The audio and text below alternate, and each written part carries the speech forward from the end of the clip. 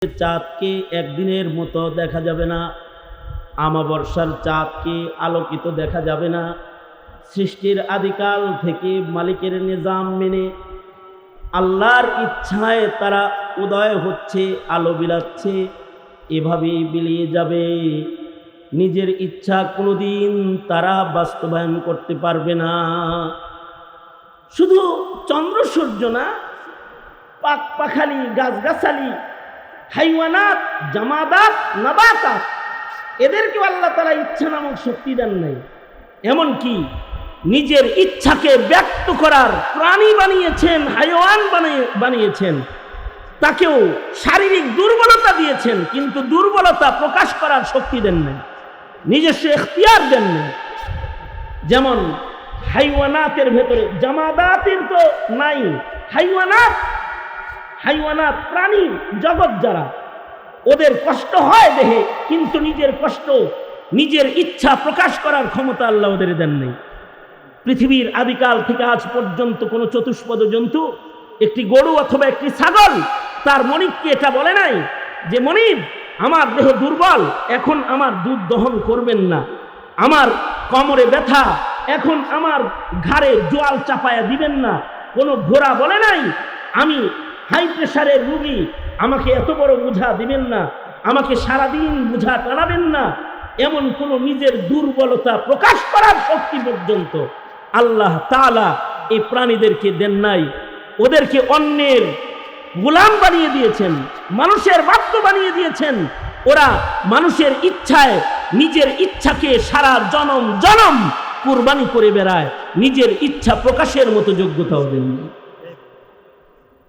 কিন্তু আল্লাহ তাআলা বনি আদমকে ইচ্ছা দান করেছেন, বনি আদমকে ইখতিয়ার দান করেছেন।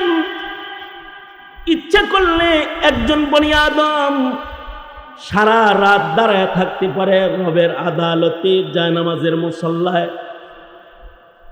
আবার যদি সে ইচ্ছা করে তো সারা রাত বসে থাকতে পারে মদের আসরে, আড্ডাখানায়। ইচ্ছা করলে সারা দিন ফেসবুক আর অনলাইনের পাপাচারে নিজেকে আটকায় রাখতে পারে। আবার এই ইচ্ছাও তাকে দান করেছেন, ইচ্ছা করলে সে নিজের নফসকে কাবু করে সারা রাত আল্লাহর কোরআনের তিলাওয়াত নামাজে দাঁড়ায় দাঁড়ায় করতে পারে। যেমন আমাদের আকাবিররা সারা রাত দাঁড়িয়ে নামাজ পড়েছেন, রাতের বেলায় ঘুম আসলেও নিজের ইচ্ছাকে কোরবানি করে সারা রাত ইবাদত করেছেন। নুমান বিন সাবিত, ইমামে আজম আবু হানিফা রহমতুল্লাহি আলাইহি এশার নামাজ পড়েছেন। এশার নামাজের ভেতরে ইমাম সাহেব সূরা জিলজাল তেলাওয়াত করেছে। যখন ইমাম সাহেব তেলাওয়াত করেছে, ফামান ইয়ামাল মিসকালা যাররাতিন খায়রান ইয়ারাহ ওয়া মান ইয়ামাল মিসকালা যাররাতিন শাররান ইয়ারাহ, নুমান বিন সাবিতের কলিজা কম্পন শুরু হয়ে গেছে। নামাজের ভেতরে থরথর করে কাঁপতে শুরু করেছেন আর কান্না শুরু করেছেন। নামাজ শেষ করে রাতের একটা অংশ আরাম করার মতো সাহস ওনার হয় নাই। নামাজ শেষে নিজেই আবার মালিকের কদম মোবারকে দাঁড়ায় গেছে, নফল নামাজে দাঁড়ায় গেছে। মসজিদের খুদ্দাম মুয়াজ্জিন তারা ভাবছে ইমাম কিছু সময় পরে নামাজ শেষ করলে মসজিদের দরজা বন্ধ করব। ঘরে চলে গেছে, মাঝ রাত্রে আবার আসছে, এসে দেখে ইমাম নামাজের ভেতরে কোরআন পড়তেছে আর কাঁদতেছে। আবার তারা চলে গেছে ঘরের ভেতরে, রাতের ঘুম ঘুমায় মুয়াজ্জিন শেষ রাত্রিতে ফজরের আজান দিতে মসজিদে এসেছে।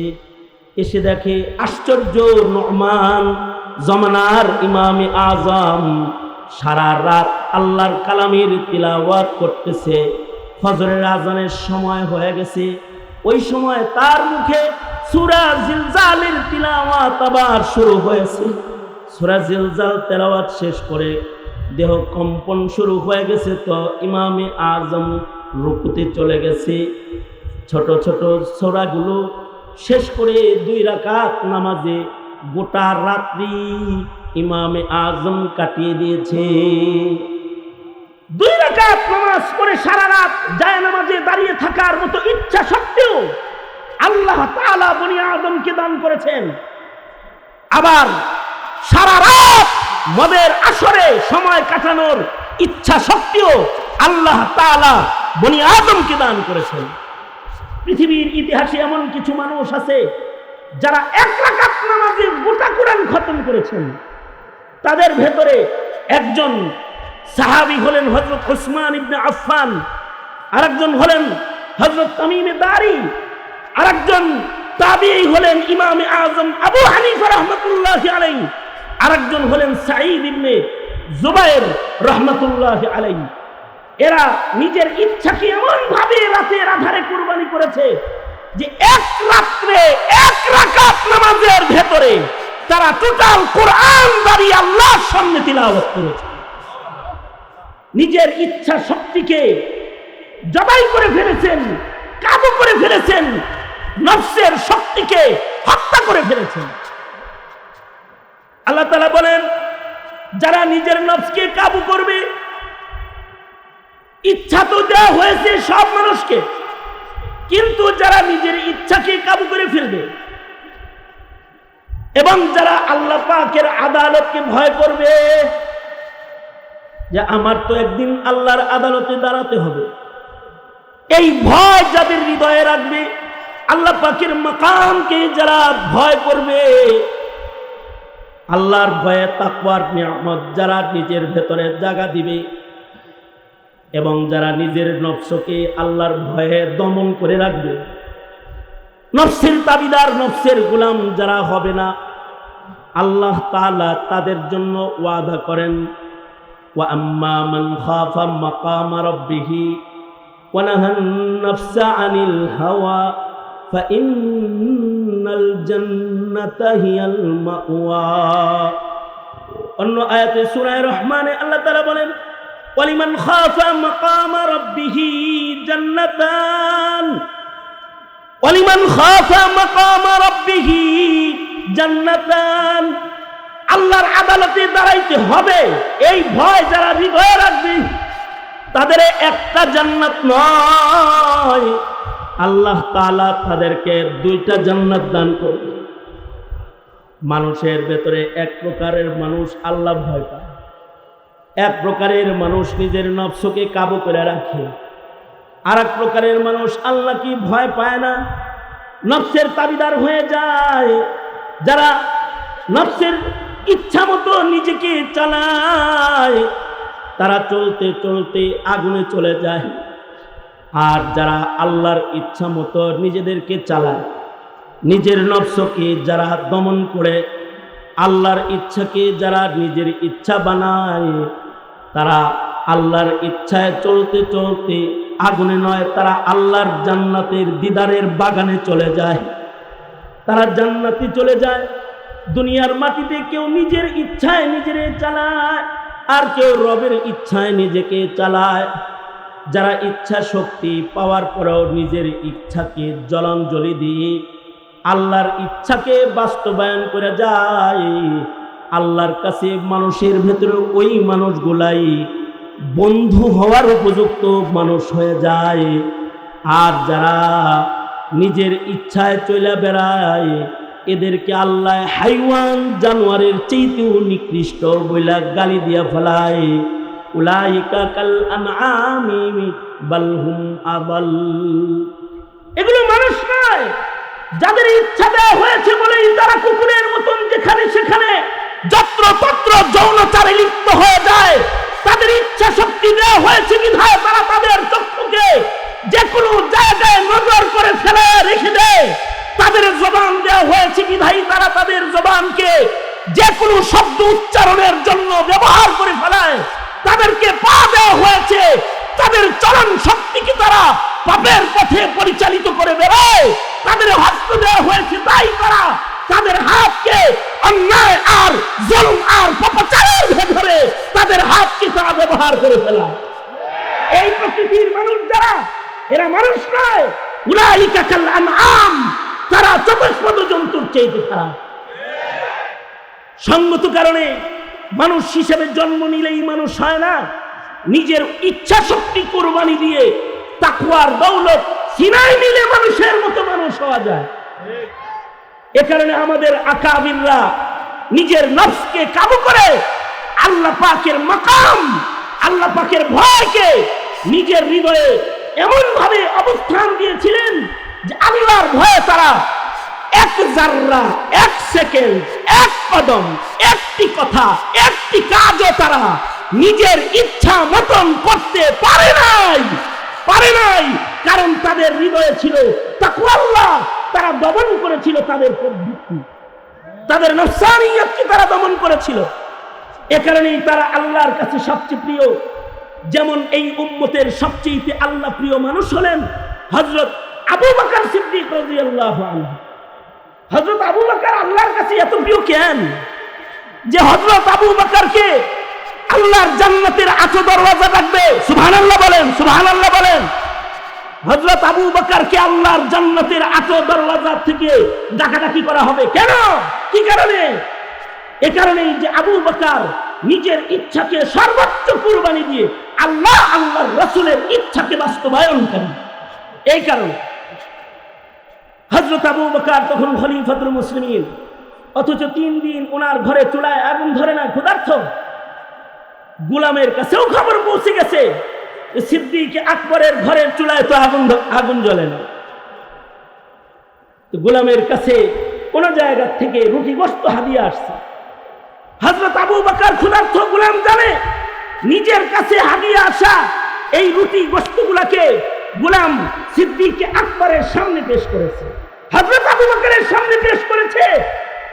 হযরত আবু বকর 3 দিনের ক্ষুধার্ত মানুষ রুটি আর গোশত পেয়ে এক লুকমা উঠায় নিজের মুখে চিবায় পেটের ভেতরে দিয়ে দিছে।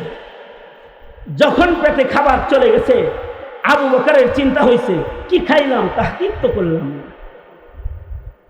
আমরা তো তাহকিক করে কিছু খাই না, কোনটা হালাল কোনটা হারাম তা তাহকিক আমরা করি না। কোন পণ্য কিনা যাবে কোনটা কিনা যাবে না তা আমরা বিচার বিশ্লেষণ করি না, ফতোয়া দেওয়ার পরেও আমরা মানি না। কিন্তু আবু বকর এক টুকরা রুটি আর এক টুকরা গোশত খাওয়ার পরে চিন্তায় পড়ে গেছে, কি খাইলাম। আবার গোলামকে ডাকাইছে, এই গোলাম, তুমি যে আমাকে রুটি গোশত হাদিয়া দিলে, এগুলো কেমনি পেলে, কোন খাবার দিলে? গোলাম বলে, আমিরুল মুমিনিন, জাহিলিয়াতে আমি একটা রোগীর চিকিৎসা করছিলাম। আমি একজন মুদাব্বির, আমি রুকিয়া করেছিলাম। আমার দুআয়, আমার তাদবীরে ওই রোগীটা ভালোই ছিল। রোগীটা গরিব মানুষ, আমাকে কোনো বিনিময় দিতে পারে নাই। আজকে হঠাৎ করে তার ঘরে ভালো খাবার রান্না হয়েছে, তাই স্মরণ হয়েছে, তো আমাকে রুটি গোশত দিছে। সিদ্দিক আকবর বলে, তুমি যখন ওই রোগীর চিকিৎসা করেছিলে তুমি কি মুমিন ছিলা না কাফের ছিলা? আমি জাহিলিয়াতে ছিলাম, মুশরিক ছিলাম। হযরত আবু বকর সাথে সাথে রুটি আর গোশতকে সামনের থেকে সরায় দিয়ে বলে, মুশরিক অবস্থায় রুকিয়া করেছো, নিশ্চয়ই আল্লাহর নামে করো নাই, লাতুজ্জার নাম লয়ে চিকিৎসা করছো। জি আমিরুল মুমিনিন। তাহলে লাতুজ্জার নামের কোন জিনিস আবু বকরের পেটে যাইতে পারে না, কেন আমার এই খাবার দিলা? হযরত আবু বকর খাবারগুলো সরায় ফেলেছে, আর হযরত আবু বকর নিজের মুখের ভেতরে উঙ্গুলি দিয়া বমি করার চেষ্টা করছে। হযরত ওমর বলে, আমিরুল মুমিনিন এত কষ্ট করতেছেন কেন? হযরত আবু বকর বলে, ওমর, তুমি কি রাসূলের মুখের হাদিস শোনো নাই? পেটে হারাম থাকলে ওই হারাম দিয়ে যে আযা গঠন হবে, ওই আযাটা কখনো জান্নাতের খুশবু পাবে না। বলো আমি কেমন করে শকযুক্ত খাবারকে নিজের পেটে হজম হইতে দিতে পারি? যতক্ষণ পর্যন্ত এটারে বাইর না করব আমি শান্ত হব না। হযরত আবু বকর আবার পানি পান করলেন, নিজের মুখে উঙ্গুলি মারলেন। শেষ পর্যন্ত ভীষণ কষ্ট, ভীষণ যন্ত্রণায় হযরত আবু বকরের বমি হয়ে গেল। গোশতের টুকরাটা, রুটির টুকরাটা বের হয়ে গেলে সিদ্দিক আকবর আলহামদুলিল্লাহ বললেন, আলহামদুলিল্লাহ হারাম খানা পেট থেকে বাইর হয়ে গেছে। এই যে তাকওয়াল্লাহ, আবু বকরের যে এই যে আল্লাহর মর্জির সন্ধান করা, নিজের ক্ষুধা আর নিজের নফসানিয়তকে দমন করা, এটা সম্ভব হয়েছে তখন যখন আবু বকরের হৃদয়ে স্থাপিত হয়েছে তাকওয়াল্লাহ, আল্লাহর ভয় স্থাপন হয়েছে, তখন এটা সম্ভব হয়েছে। আর আমরা মুসলমানের ঘরে জন্মগ্রহণ করার পরেও পূজার প্রসাদ না খাইলে মনে শান্তি আসে না, ঘুষ সুদ হারাম না কামাইলি রাত্রে ঘুম ধরে না, কারণ আমরা আল্লাহর ভয়ে ভীতু গোলাম না, আমরা আল্লাহর ভয়ে ভীতু গোলাম না, আমরা নফসের তাবিদার গোলামে পরিণত হয়েছি, আমরা আল্লাহকে ভয় করি না। হযরত উমর, ওনার কাছে দুধ হাদিয়া এসেছে, দুধ নবীজির পছন্দের, দুধ আল্লাহর পছন্দের, দুধ জিবরাইলের পছন্দের, দুধ আল্লাহর পছন্দের। এ কারণেই আল্লাহ তাআলা মাখলুকাত বানানোর পরে অধিকাংশ মাখলুককে মায়ের দুধ খাওয়ায়। কেন? দুধ খাবারটা আল্লাহর পছন্দের, দুধ জিবরাইলেরও পছন্দের। মেরাজের রজনীতে আল্লাহর রাসূলের সামনে মসজিদুল আকসায় রাতে করে দুধ, শরাব, পানি নবীর সামনে পেশ করা হয়েছে। নবী জিবরাইলের দিকে তাকাইলে জিবরাইল বলে, আল্লাহর রাসূল দুধ পান করুন। দুধ জিবরাইলেরও পছন্দ, দুধ নবীজিরও পছন্দ। নবীজিকে কেউ দুধ দিলে পারে নবী মানা করতেন না, পান করতেন। হযরত উমরকে দুধ দেয়া হয়েছে, উমর কি এটা মানা করেন না মানুষ? উমর তো নবী যেটা পছন্দ করে উমর সেটা পছন্দ করে, নবীর ইচ্ছা যেটা উমরের ইচ্ছা এটা। এক মুনাফিকে নবীর ইচ্ছা মানে না। তো হযরত উমর নতুন করে বিচারের জন্য উমরের কাছে গেছে। উমর নবীর ইচ্ছার সাথে নিজের ইচ্ছার মিল প্রকাশ করার জন্য এক কোপে তরবারি দিয়ে মুনাফিকের গর্দান নামায় দিয়েছে, যে আমার নবীর ইচ্ছা তো আমার ইচ্ছা, উল্টে বিচার নিতে আমার কাছে আইছো। এই তো সেই উমর, সেই উমরের সামনে দুধ দিছে, আর মনে পড়ছে নবী দুধ পছন্দ করে, ঘাট করে এই দুধ মুখে নিয়ে নিছে। এক ঢোক হযরত উমর দুধ গিলে ফেলেছেন, এক ঢোক পেটের ভেতরে চলে গেছে। এবার হযরত উমর জিজ্ঞাসা করে, এই দুধগুলা কি তোমার উট ছাগলের বাড়ির দুধ? যিনি দুধ হাদিয়া নিয়ে এসেছে তিনি বলে, আমিরুল মুমিনিন না, বাইতুল মালের যেই উট ছাগলগুলার দুধ দহন করা হয় এটা বাড়ি হিসেবে এক এক সপ্তাহে এক এক গরিবরে দেয়া হয়। বাইতুল মালের উট ছাগলের দুধগুলা এইবারের বাড়িতে আমি পেয়ে গেছি, আমার জন্য সাদাকা, কিন্তু ওয়ালাকা হাদিয়া, আপনার জন্য তো এটা হাদিয়া, আপনি খান। হযরত ওমর রেগে গেলেন। বাইতুল মালের পাহারাদার হইলাম আমি উমর, আমি খলিফাতুল মুসলিমিন, আমি বাইতুল মালের হাদিয়ার দুধ তোমার কাছ থেকে ঘুরায় খাবো, তো তালার চাবি আমার কাছে আছে, আমি আইনা খাইতে পারি। তোমার কাছে হাদিয়ার দুধ আসার পরে সেটা খাইয়া যদি আমি মইরা যাই, আর যদি আল্লাহর পাক খলিফা থাকা অবস্থায় বাইতুল মালের দুধ তোমার পেটে কেন? উত্তর দিব কি আমি? হযরত উমর হাউমাউ করে কান্না শুরু করলেন, আর নিজের মুখে অঙ্গুলি দিয়ে বমি করে সব দুধগুলাকে কায় করলেন, বের করলেন। ততক্ষণ পর্যন্ত হযরত উমর শান্ত হলেন না, যতক্ষণ পর্যন্ত পেটের দুধ না বের হইছে। উমর যে এটা করতে পেরেছে এটা ছিল উমরের তাকওয়াল্লাহ, আল্লাহ পাকের মাকামের আর আদালতের বিচারের ভয় হযরত উমরকে এটা করতে বাধ্য করেছে। আর বর্তমান সমাজের মুসলিম সমাজের নেতা, মুসলিম সমাজের লিডার, মুসলিম দেশের রাষ্ট্রপতির নেতৃত্বে রাষ্ট্রের রিজার্ভ ফান্ড উধাও হয়ে যায়, তালাশ করে বাইর করা যায় না কে খেয়েছে। এ কাণ্ড মুসলমানের মাটিতে ঘুরে যায় তাকওয়াল্লাহ না থাকার কারণে। যদি তাকওয়াল্লাহ থাকতো তাইলে বাইতুল মালের এক জাররার খেয়ানত হতো না, রাষ্ট্র সম্পদ বিদেশে জমা হতো না, আঙ্গুল ফুলে নেতারা কলা গাছ হয়ে যেত না, কারণ তাকওয়া আল্লাহ নাই, খোদাভীতি নাই।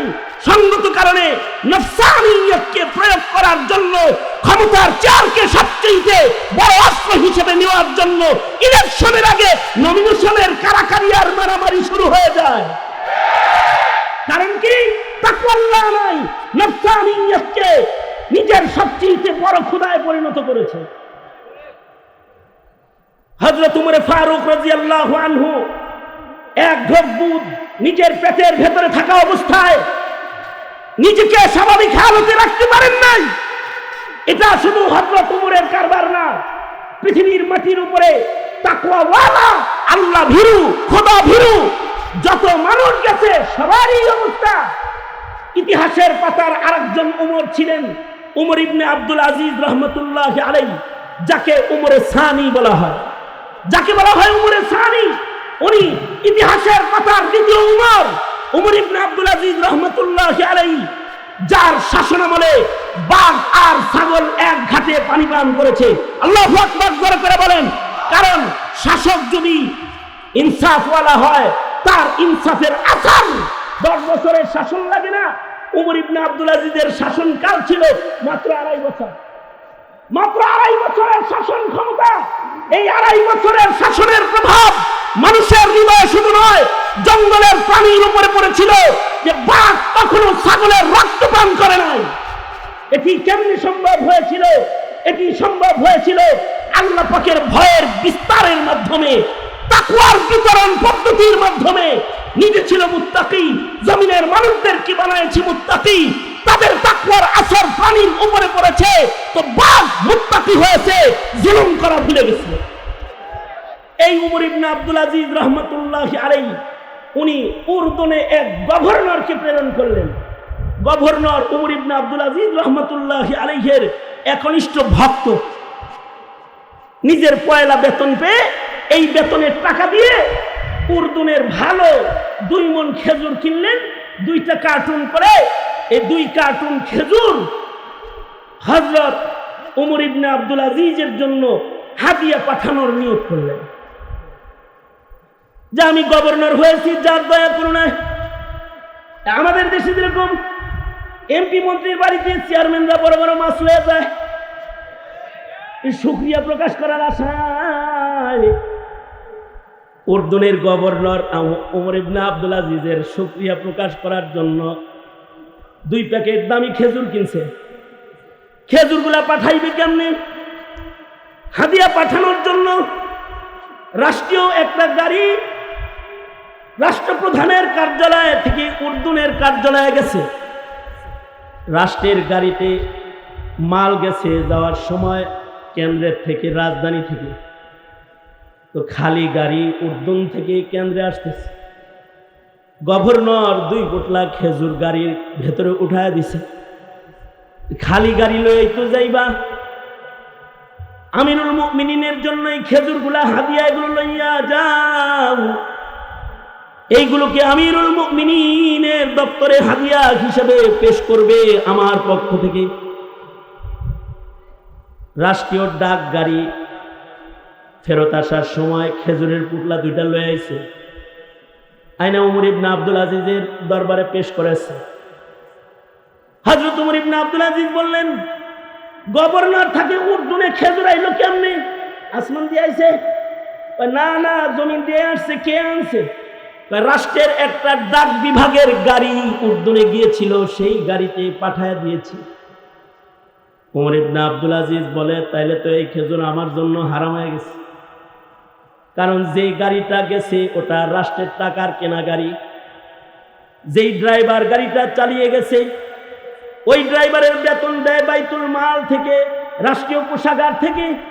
আর সেই গাড়িতে আমার হাদিয়ার খেজুর চইরা আইছে, এটা তো বাইতুল মালে রয়ে গেছে। বাইতুল মালের গাড়িতে আসছে, বাইতুল মালের ড্রাইভারে লয়ে আইছে। কই হযরত খালি গাড়ি আইছে? খালি গাড়ি আইছে তাই কি হয়েছে?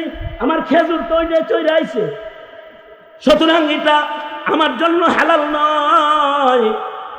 যাও, নিজের খাদেমকে বললেন, যাও দামি খেজুরগুলাকে বাজারে বিক্রি করে দাও, আর বিক্রি করার টাকা যেটা আসবে সেটাকে বাইতুল মালে জমা করে দাও। কারণ খেজুরগুলা কেন্দ্রে আসতে বাইতুল মালের গাড়ি ব্যবহার হয়েছে, রাষ্ট্রীয় কোষাগারের সম্পদ ব্যবহার করে বেতনভুক্ত কর্মচারীর মেহনত এর সাথে লেগেছে।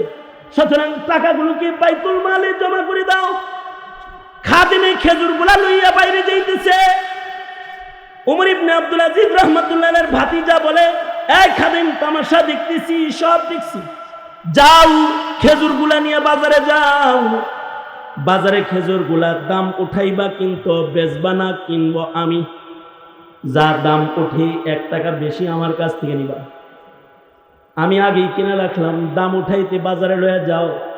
দাম উঠাইতে 13 টাকা মন দাম উঠছে।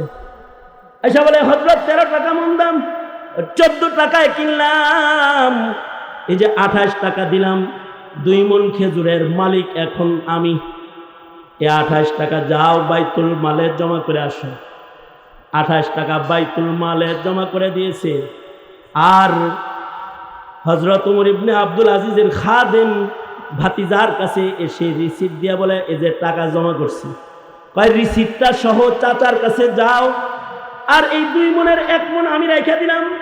1 মন খেজুর, দামি খেজুর, এই খেজুরটা চাচার জন্য লইয়া যাও। আমি জানি চাচার ঘরে খাবার নাই, কমাস কম খেজুরগুলা চাচার খাবারের ইন্তজাম হবে। খলিফাতুল মুসলিমিন হওয়ার পরে ঘরে খাবার নাই। ভাতিজা এই খেজুরগুলো নিয়ে গিয়ে বলে, চাচা, খেজুরগুলো আমি খরিদ করে টাকা জমা করে দিয়েছি। এখন এই খেজুরের সাথে না বাইতুল মালের গাড়ির সম্পর্ক আছে, না বাইতুল মালের কোনো কর্মচারীর সম্পর্ক আছে, রাষ্ট্র সম্পদের কোনো সম্পর্ক নাই। ভাতিজার হাদিয়ার খেজুরটা দয়া করে গ্রহণ করুন। ওমর ইবনে আব্দুল আজিজ বলে, হ্যাঁ, এখন এই খেজুর ওমর ইবনে আব্দুল আজিজের খাওয়ার উপযুক্ত হয়েছে। এটাকে বলে, এটাকে বলে খোদাবীতি, এটাকে বলে মনুষ্যত্ববোধ, এটাকে বলে ইনসানিয়ত, এটাকে বলে নফস দমন পদ্ধতি। এই জায়গায় কিভাবে যাবে একটা লোক? এমনি এমনি যেতে পারবে না। নফসের এই দমন, এই পদ্ধতি শিখার জন্য কারোর কাছে নিজেকে ন্যস্ত করতে হয়। সঙ্গত কারণেই পৃথিবীর মাটিতে যুগে যুগে নবী রাসূলদের মাধ্যমে তালিম দিয়ে ভাবে নফস দমনের মেহনত আল্লাহ তাআলা লক্ষাধিক পয়গম্বর দিয়ে করিয়েছেন। আর যখন পয়গম্বরদের মেহনতের পরে মানুষের নফস গঠন হয়ে গেছে, তখন তাদের এই নফসওয়ালাগুলা কোন কসম করলে আল্লাহ ওটা পুরা করেছে, কোন দোয়া করলে সে দোয়া আল্লাহ তাআলা রিসিভ করেছে, কবুল করেছে। কোন আবেদন করলে সে আবেদনগুলো আল্লাহ তাআলা কবুল আর মঞ্জুর করেছে। আর আমাদের নফস হাইওয়ানাতের নফসের চেয়ে নিকৃষ্ট হওয়ার কারণে আমরা আবেদের বেশি দোয়া করি, তাও দোয়া কবুল হয় না। আমরা লাইলাতুল কদরে দোয়া করি, তাও দোয়া কবুল হয় না। আমরা সালাতুল ফজরে কুনুত পড়ে দোয়া করি, কুনুতে নাযিলা পড়ে দোয়া করি, তারপরে আমাদের দোয়া কবুল হয় না। আসল কথা হলো সংখ্যা তো অনেক রয়েছে, কিন্তু নফস উত্তম ঈমানের দ্বারাই মুতমাইন নফস, যাদের আবেদন আল্লাহ কবুল করবে, এমন আবেদনওয়ালা মুসলমানের সংখ্যা কমে গেছে। অধিক যখন হয়ে গেছে নফসের দাবিদার, তখন জমিনে আল্লাহর গজব আসতেছে, আল্লাহর কাছে মুমিনের আবেদনগুলো পুরা হচ্ছে না। অথচ আগের জমানার মানুষ আবেদন করলে দোয়া কবুল হয়ে যেত, যা আবেদন করত আল্লাহ তাই দিত। উহুদের ময়দানে 2 সাহাবী যাইতেছেন, আব্দুল্লাহ ইবনে জাহাশ এবং হযরত সাদ ইবনে আবি ওয়াক্কাস রাদিয়াল্লাহু আনহু, 2 জন উহুদে প্রবেশ করতেছেন। উহুদের ময়দানে যুদ্ধে প্রবেশ করতেছেন। যুদ্ধে প্রবেশ করার আগে এক মুজাহিদ আর এক মুজাহিদকে কয়, আব্দুল্লাহ বলে সাদ ইবনে আবি ওয়াক্কাসকে, মুরব্বী, আপনিও যুদ্ধে ঢুকতেছেন, আমার দিলের ভিতরে একটা দোয়া আইছে। একটা দোয়া করতে করতে আমি যুদ্ধের মাঠে ডুববার লাগছি। আপনি যদি আমার দোয়াটায় আমিন বলতেন, আর আপনি একটা দোয়া করেন, আপনার দোয়াটায় আমি আমিন বলি, তবে একজনের দোয়া আরেকজন শুনবে না। আপনি মনে মনে দোয়া করবেন, আমি জোরে করে আমিন বলবো, আমি জোরে করে দোয়া করব, আমি আস্তে দোয়া করব, আপনি জোরে করে আমিন বলবেন। দুইজনে মিলে দুইজনের দোয়ায় আমিন বলছে। এবার ঢুকার আগে বলতেছে, আপনি ঢুকবেন এই দিকে, আমি ঢুকবো এই দিকে। আমার গোত্রের লোক এই পাশে যুদ্ধ করতেছে, আপনার গোত্রের লোক ওই পাশে। আচ্ছা, দোয়াটা করলেন কি একটু শোনানো যায়? কি দোয়া করছেন মনে মনে? না, যার যার দোয়া আল্লাহর সাথে হয়ে গেছে, এটা আরেকজনের শোনানোর দরকার নেই। না, শুনান না। তুমি কি দোয়া করছো? আপনার টাকে শোনান, তাহলে আমারটা বলবো। সাদ ইবনে আবি ওয়াক্কাস বলে, আমি দোয়া করেছি, ওগো আল্লাহ, আমি উহুদের মাঠে যাইতেছি, একটা হৃষ্টপুষ্ট বড় শক্তিশালী কাফেররে আমার সামনে খাড়া করে দিও, যার কাছে অনেক মাল আছে, আর আমাকে তুমি শক্তি দিও, আমি যেন ওকে এক আঘাতে পরাস্ত করে দিতে পারি, আর ওর মালগুলা গনিমত হয়ে যায়। আমি এই গনিমত নিয়ে মদিনায় ঢুকলে মদিনাবাসীর ফায়দা হয়ে যাবে, আমি গাজী হয়ে যাব। নবীর সাথে যুদ্ধ করতে দুশমন আসছে, দুশমন পরাস্ত হয়ে যাবে। আল্লাহ, তুমি আমাকে শক্তি দাও, আর এমন পরিবেশের মুখোমুখি আমাকে করে দিও। আব্দুল্লাহ, তুমি আমার এই দোয়ায় আমিন বলেছ। সাদ ইবনে আবি ওয়াক্কাস বলে, আব্দুল্লাহ, তুমি কি দোয়া করেছো? তুমি কি দোয়া করেছো? আমি দোয়া করেছি, ওগো আল্লাহ, মুমিন আর মুশরিকরা মুখোমুখি হবে, কিছু মানুষ তো শহীদই হবে। ওগো আল্লাহ, সেই শহীদের লিস্টে যেন আমি আব্দুল্লাহর নাম চলে যায়, কারণ তোমার দরবারে হিসাব দিয়া জান্নাতে যাওয়ার মতো শক্তি আমার নাই। আমি একটু বিনা হিসাব জান্নাত পেতে চাই। তাই উহুদ প্রান্তরে যারা শহীদ হবে তাদের ভিতরে, ওগো আল্লাহ, তুমি আমার নামটা উঠাইয়া লইও। আর একটা দরখাস্ত হলো, ওগো আল্লাহ, তুমি যখন বিচার করবে তখন তুমি মুখে তালা দিবি। আল-ইয়াওমা নাখতিমু আলা আফওয়াহিহিম ওয়া তুকাল্লিমুনা আইদিহিম। ওগো আল্লাহ, তুমি আমার মুখে তালা দিবে, হাত কথা বলবে, পা কথা বলবে, কান কথা বলবে, চোখ কথা বলবে, আমার আযা অঙ্গ প্রত্যঙ্গ কথা বলবে। ওগো আল্লাহ, শহীদ বানাইবার একটা আলাদা দাবি হইল, আমাকে এমন একটা শহীদ বানাইবা যেন দুশমনরা আমার হাত কাইটা লইয়া যায়, যাতে আমার বিপক্ষে সাক্ষী দেওয়ার হাত হাসরের মাঠে আমার দেহে না রয়। দুশমনরা যেন আমার পা কাইটা লইয়া যায়, আমার পা যেন আদালতে কিবরিয়াতে আল্লাহর দরবারে আমার বিপক্ষে দাঁড়ায় না যায়। দুশমনরা যেন আমার চোখ খুলে লইয়া যায়, আমার চোখ যেন আদালতে কিবরিয়াতে আমার বিপক্ষে না দাঁড়ায়। দুশমনরা যেন আমার কান কেটে লয়ে যায়, আমার কান যেন আদালতে কিবরিয়াতে সাক্ষী দিতে না দাঁড়ায়। আমি যেন মুসলা অবস্থায় আল্লাহর আদালতে দাঁড়াতে পারি। আশ্চর্য দোয়া তাদের। সাদ ইবনে আবি ওয়াক্কাস গাজী হইয়া গনিমতের মাল লইয়া মদিনায় ঢুকে পড়ছে। যেমন দোয়া করেছে তেমন দোয়া কবুল হয়ে গেছে। আর উহুদ প্রান্তরে যারা মুসলা সাহাবা বরণ করেছে তাদের ভিতরে আব্দুল্লাহ গণ্য হইয়া যায়। সাদ ইবনে আবি ওয়াক্কাস বাড়িতে এসে সন্তানকে বলে, সন্তান রে, আমি মুজাহিদ রে দিয়া এক মুজাহিদে আমিন বলাইছি, আর আমি তারে দিয়া আমিন বলাইছিলাম, কিন্তু দোয়া চয়ন করতে ভুল করে ফেলেছি। সে যে দোয়াটা কইরা আমিন বলায়া বিনা হিসাব জান্নাতের দরজা খুইলা গেল গা, আমি হাইরা গেছি। অমন একটা দোয়া যদি আমি কইরা যুদ্ধের ময়দানে ঢুকতাম, তাহলে যেদিন আল্লাহ তাআলা বিচারের আদালতে দাঁড়াবে বিচার করতে, সেদিন আমি কমাস কম নিরাপদে জান্নাতের পথের পথিক হইতে পারতাম। কারণ আল্লাহর সামনে দাঁড়ায় হিসাব দিয়ে জান্নাত পাওয়া সম্ভব নয়। ওয়া আম্মা মান খাফা মাকামা রাব্বিহি ওয়া নাহান নাফসা আনিল হাওয়া ফাইন্নাল জান্নাতা হিয়াল মাওয়া। তাদের হৃদয়ে আল্লাহর মুখোমুখি তারা হইতে পারবে না এই ভয়, এই তাকওয়াল্লাহ তাদেরকে এমন জায়গায় নিয়েছে যে নিজের নফসের ইচ্ছা মতো একটা কাজ তারা করতে পারে নাই, আর তারা যখন কামেল মুত্তাকি হয়ে গেছে তখন তারা আল্লাহর কাছে এমন মাহবুব, এমন প্রিয় হয়েছে যে তারা মুখ দিয়ে কোনো কথা বললে আসমানের মালিক আল্লাহ সেই কথাটা ফেরত দেন নাই, আল্লাহ তাআলা তাদের দোয়া কবুল করে নিছে। কিন্তু আমাদের দোয়া কবুল হয় না। আমরা খানকায় বসে দোয়া করলেও কবুল হয় না, আমরা জেলখানার তালার ভেতরে বসে দোয়া করলেও কবুল হয় না, আমরা চোখের পানি সহ দোয়া করলেও দোয়া কবুল হয় না, আমরা ক্ষতবিক্ষত রক্ত মাখা দেহে দোয়া করার পরেও সে দোয়া কবুল হয় না।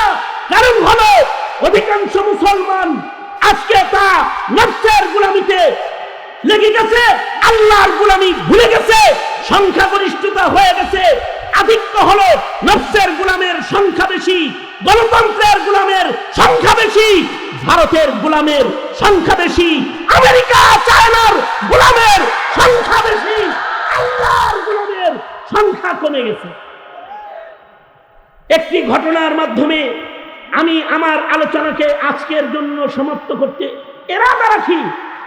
ইমাম তাবারানী রাহমাতুল্লাহি আলাইহি উনি ওনার কিতাব আদ-দুআর ভেতরে ঘটনাটা এনেছেন এবং মাকারিমুল আখলাকের ভেতরেও মুসান্নিফ এই দোয়াকে, এই ঘটনাটাকে নকল করেছেন। ইমাম তাবারানী আদ-দুআ কিতাবে নকল করেছেন।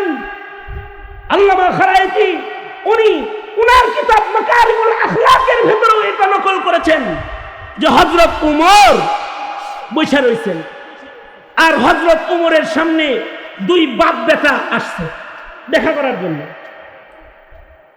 আজব দুই বাপ বেটা আসছে, যেই দুই বাপ বেটার চেহারা একই রকম, একটা আরেকটার বদল। হযরত উমর বললেন, তোমরা কি বাপ বেটা? জি। আশ্চর্য, আমার জীবনে গোটা আরবে এমন বাপ বেটা আমি কখনো দেখিনি। তোমার চোখ যেমন তোমার ছেলের চোখ তেমন, তোমার কান যেমন তোমার ছেলের কানের ডিজাইন তেমন, তুমি যতটুকু লম্বা তোমার পোলা অতটুকু লম্বা, তোমার দাড়িগুলা যেমন তোমার ছেলের দাড়িগুলা এমন। এত নকল হুবহু ফটোকপি সন্তান জীবনে দেখিনি।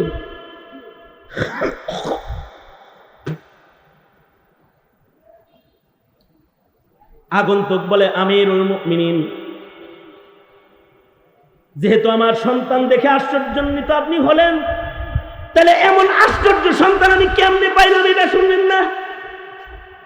অবশ্যই শুনবো, বলো বলো। লোকটা বলে, আমিরুল মুমিনিন, বিয়ে করেছি, বিবির পেটে বাচ্চা এসে গেছে, গর্ভ বাচ্চাটা আস্তে আস্তে বড় হয়েছে, 6 মাস 7 মাস হয়ে গেছে, কয়দিন পরে বাচ্চা প্রসব হবে। এমন সময় জিহাদের আযান কানে চলে আসলো। নফস বলে বিবি বাচ্চার খেদমত করি, কিন্তু আল্লাহ বলে যুদ্ধে যেতে। আমিরুল মুমিনিন নিজের বিবির কাছ থেকে বিদায় নিয়ে ঢাল তরবারি হাতে আমি যুদ্ধের জন্য রওনা করলাম। বিবি আমার বলে, পেটে বাচ্চা রেখে যাচ্ছ, কি হবে আমার? তুমি যাচ্ছ যুদ্ধে, কেমনে কি হবে? আগন্তুক বলে, আমিরুল মুমিনিন, আমার বিবি যখন বাচ্চা প্রসবের চিন্তায় কাঁদতেছিল, তখন আমি আমার বিবির পেটে হাত রেখে বলেছিলাম, আস্তাউযিউল্লাহ মা ফি বাতনিক, তোমার পেটে যা আছে এগুলোকে আমি আল্লাহর হাওয়ালা করে গেলাম। তোমার পেটে আমার যে বাচ্চা আছে এটাকে আল্লাহর হাওয়ালা করে গেলাম। দোয়াটা উচ্চারণ করার সাথে সাথে আমার বিবি নীরব হইয়া যায়। বিবিকে টাকা পয়সা দিয়ে বাচ্চা পেটে রেখে আমি যুদ্ধের ময়দানে চলে যাই। যুদ্ধ সময় লম্বা হইতে থাকে।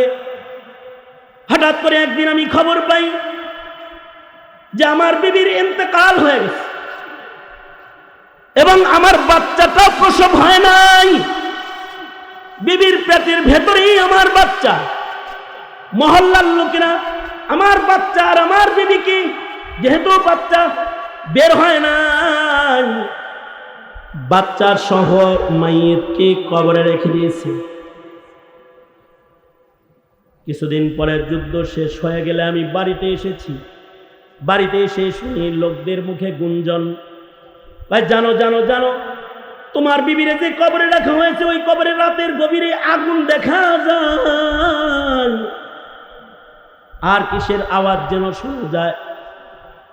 লোকটা বলে, আমিরুল মুমিনিন, আমার বিবি ছিল আবেদা, সালেহা, জাহেদা, কানেতা, আশিকা, মুমিনা।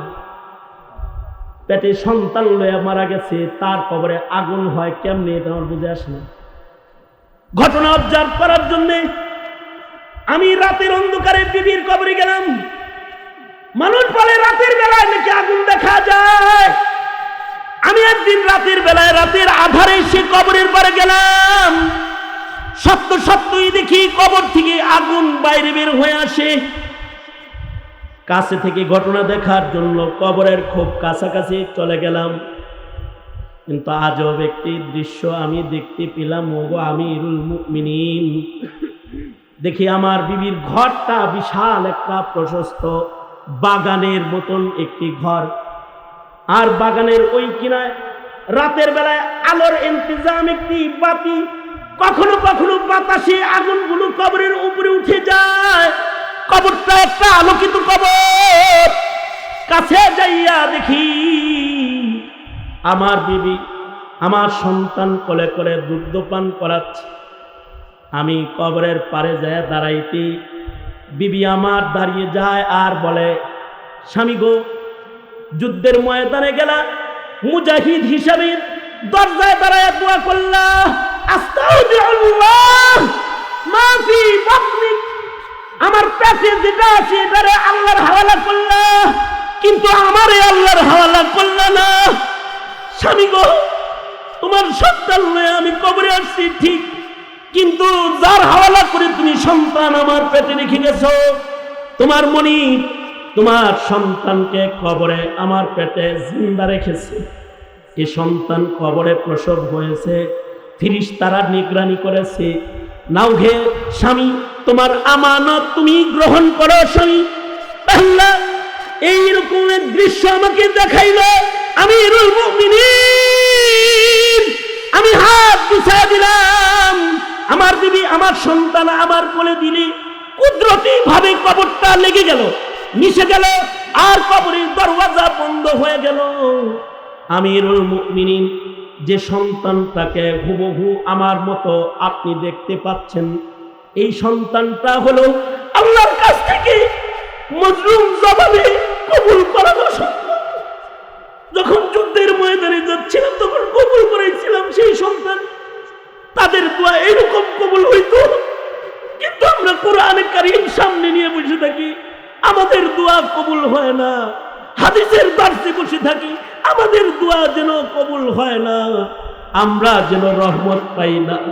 কারণ হলো আত্মসমালোচনার ভেতরে চলে যাই। আমরা আমাদের নফসকে এখনো পর্যন্ত সোজা করতে পারি নাই। আমরা আমাদের মুরব্বীদের কাছে গিয়ে আমাদের নফসের বাঁকা হালতকে সোজা করতে পারি নাই। গুনাহযুক্ত হালতকে গুনাহমুক্ত করার শক্তি তাকওয়াল্লাহ অর্জন করার জায়গায় নিতে পারি নাই। যে ব্যর্থতার গ্লানি আমাদেরকে জেলখানার জুলুম করতে বাধ্য করেছে, যে ব্যর্থতার গ্লানি বাতিলের সামনে মাথা নত করতে বাধ্য করেছে, যে ব্যর্থতার গ্লানি আমাদের মাদ্রাসাগুলোর উপরে সকলের নজর পড়েছে, যে ব্যর্থতার গ্লানি আমাদের আলেম সমাজকে হুমকি দিয়ে দমন নিপীড়নের চেষ্টায় তারা লেগে গেছে, এই ব্যর্থতার গ্লানি আমাদের নফসের তাবিদারির গ্লানি। আসলে যদি আমরা আমাদেরকে প্রস্তুত করতে পারি আর যদি মুমিন হতে পারি, আজ ভি হো জো ইব্রাহিম কা ইমা পয়দা আগ কর সকতি হ্যায় এক আন্দাজে গুলিস্তা পয়দা। এ কারণে আমি আমার জাতি, আমার ভাই, আমার বন্ধু, আমার দোস্ত, আমার ছোট ভাই, আমার মুরব্বী, আমার আপনজন, আপনারা যারা বাংলার প্রান্ত প্রান্ত থেকে এখানে এসেছেন, আসুন আমরা আমাদেরকে গঠন করি। যদি আমরা আমাদেরকে গঠন করতে পারি তাহলে পৃথিবীর কোনো শক্তি নাই ইসলামকে আটকায়, পৃথিবীর কোনো শক্তি নাই আলেমকে জেলখানায় পচায়, পৃথিবীর কোনো শক্তি নাই ইসলামের উপরে হুকুমতগিরি করে বেড়ায়, মুসলিমরাই জয়ী হবে, ইসলামের পতাকাই উপরে উঠবে, এটাই আল্লাহর ওয়াদা। ঠিক কিনা করে আওয়াজ করে বলেন।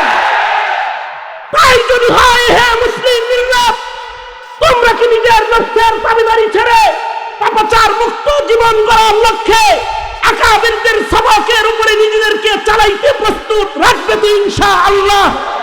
শুধু ব্যক্তি জীবনে এই প্রস্তুতি নয়, রাষ্ট্র জীবনেও যদি আকাবিরদের অঙ্গুলির ইশারায় হকের জন্য, ইসলামের জন্য, কোরআনের জন্য নিজের জীবন বিসর্জন দিতে হয়, তো কাফন পরে হামজালা, খুবাইব, খাব্বাবের মতো ময়দানে বেরিয়ে আসতেও প্রস্তুত থাকবে ইনশাআল্লাহ, ইনশাআল্লাহ।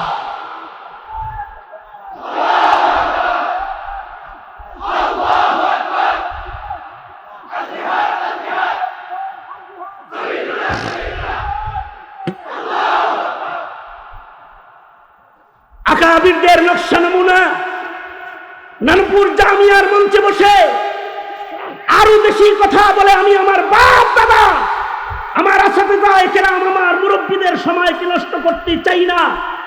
তবে বাতিল শক্তিকে অবশ্যই এই মঞ্চ থেকে ঘোষণা জানিয়ে দিতে চাই, মুসলমানরা আগেও ছিল, এখনো আছে, মুজাহিদেরা আগে ইমান নিয়ে ময়দানে ছিল, গোলা বারুদ আর ককটেল নিয়ে নয়, আজ ইমান নিয়েই আছে।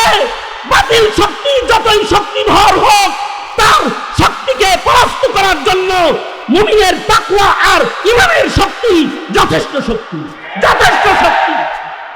সঙ্গত কারণে সেই তৈয়ারি নিজেদের ভেতরে রেখে কদম কদম সামনে চলার দাওয়াত জানিয়ে আমি এই মুবারক মজমায় আমার সংক্ষিপ্ত তাকরার, আমার সবককে এখানেই গুটিয়ে আনতেছি। যা কিছু ভালো বলেছি আমার পক্ষ থেকে, যদি কোনো ভুল হয়ে থাকে শয়তানের পক্ষ থেকে আল্লাহ তাআলা ক্ষমা করে দিন। আর ভালো কথাগুলোকে আমল করার এবং মধ্যে নজর রাখার তৌফিক আল্লাহ তাআলা দান করুন। আমিন সুম্মা আমিন। ওয়া আখিরু দাওয়ানা আলহামদুলিল্লাহি রাব্বিল আলামিন। আসসালামু আলাইকুম ওয়া রাহমাতুল্লাহি ওয়া বারাকাতুহু।